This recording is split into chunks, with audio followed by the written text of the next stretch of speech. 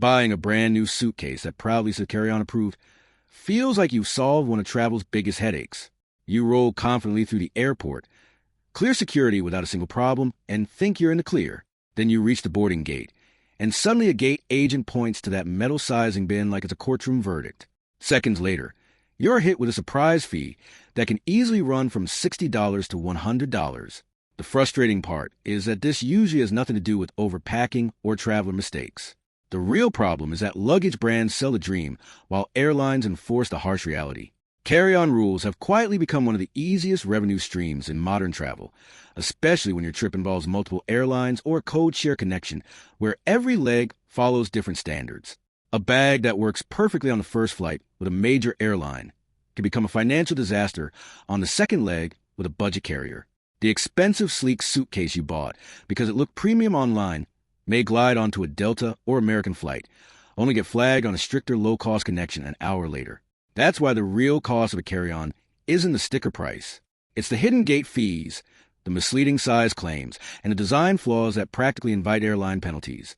The smartest travelers shop for the strictest possible scenario, not the most flattering marketing promise. The first trap is size.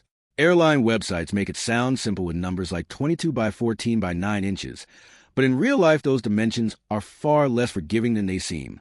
Wheels count, handles count, corner guards count. Even an overstuffed front pocket can push you over the limit. The sizing bin at the gate isn't really there to check your bag. It's more like a toll booth that decides whether you keep your money. A major domestic carrier may let a slightly oversized bag slide, especially if the flight isn't full. But once you connect onto a budget airline, every millimeter suddenly matters. The wheels, telescoping handle, and every zipper pull become part of the measurement. That's how a bag that passed the first leg suddenly gets you charged on the second. The safest way around this is to ignore the cardboard tag completely. When you get a new bag home, mark out a 22 by 14 by 9 inch outline on your floor with tape. Then place the bag inside it fully packed, including bulging clothes, winter layers, and everything else you'd realistically bring. If any part crosses a line, even slightly, it's not safe enough for the real world. The second hidden problem is empty weight. Most people never think about how much their suitcase weighs before they put anything inside it, and that's exactly why it catches travelers off guard. Many international airlines and budget carriers care just as much about carry-on weight as dimensions. A typical limit might be 7 kilograms, roughly 15 pounds. If your premium suitcase already weighs 10 pounds empty, you've only got 5 pounds left for everything else. Add a laptop, charger, toiletries, and one extra pair of shoes, and suddenly you're over. That's when travelers end up sweating at the counter, stuffing jackets into their pockets, and wearing extra sweaters just to avoid paying. The smarter way to think about luggage is payload. Subtract the empty bag weight from the airline's limit, and what remains is your real packing allowance. That number matters far more than how stylish the suitcase looks. A lightweight shell gives you freedom. A heavy shell steals your packing budget before the trip even starts. Material quality is another place where shoppers get tricked. 2 suitcases can look nearly identical on the shelf. Same shape, same color, same glossy finish. But one is dramatically cheaper. The lower-priced one is often made from ABS plastic. And that's where problems begin. ABS looks great in a store, but real travel is brutal. Bags get dropped, shoved sideways into overhead bins, and tossed onto carts in freezing temperatures. ABS tend to be stiff and brittle, especially in cold weather or after repeated exposure to heat and sunlight. Instead of flexing under impact, it cracks. Polycarbonate is the smarter choice because it bends slightly under stress and then returns to shape. That flexibility makes it far more resistant to drops and rough handling, while also keeping the bag lighter. Some brands try to blur the difference with PCABS blends, but those still carry many of the same brittle weaknesses. If the shell feels too rigid and clicky when pressed, it's probably not the durable option you want. Modern travel also means most people aren't carrying just one bag anymore. Your main suitcase goes overhead, while your backpack or personal item rides under the seat.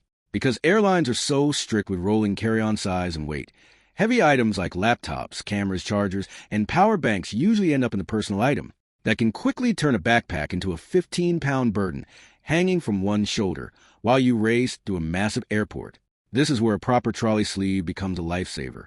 Instead of juggling 2 unstable bags, you suddenly have one smooth, balanced system. But it only works if the sleeve is snug and sits high enough to avoid sagging. A loose sleeve that twists sideways or droops makes fast airport movement miserable.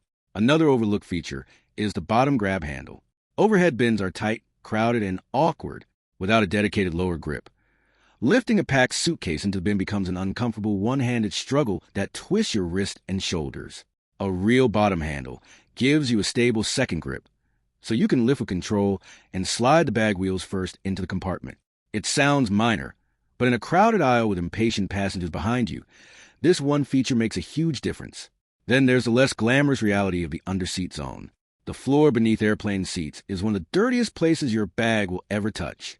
Soft, porous fabric bottoms absorb spills, muddy moisture, and whatever mystery liquid may already be there. The problem is that same bag later ends up on hotel bedding, living room furniture, and your home floor. A wipeable waterproof base made from TPU, coated vinyl, or a hard shell panel makes sanitizing fast and simple. Durability issues also show up in the hardware. Cheap zippers split when the bag is overpacked, and weak spinner will housings crack after one bag curb hit. Since bags now get rolled across rough sidewalks, cobblestone, and asphalt as much as polished airport floors, wheel durability matters more than ever. Strong YKK zippers and reinforced wheel mounts are worth paying for, because once either fails, the trip becomes chaos. Finally, Smart Luggage introduces a hidden airline rule many travelers only learn at the worst possible moment. If a suitcase has a built-in lithium battery for charging devices, that battery cannot go into the cargo hold if the bag gets gate checked. It must be removable. If it's permanently built into the shell, you can end up stuck at the gate with no easy solution. Batteries under 100 watt-hours are usually fine in the cabin, but anything larger or non-removable can quickly become a problem. The best carry-on bag isn't the flashiest or most high-tech one. It's the one that protects you from fees, survives rough handling, stays under strict limits, and works on the toughest leg of your journey. Before buying, measure the real dimensions, verify the empty weight, check the material, inspect the zippers and wheels, and always factor in the cost of a worst-case gate fee.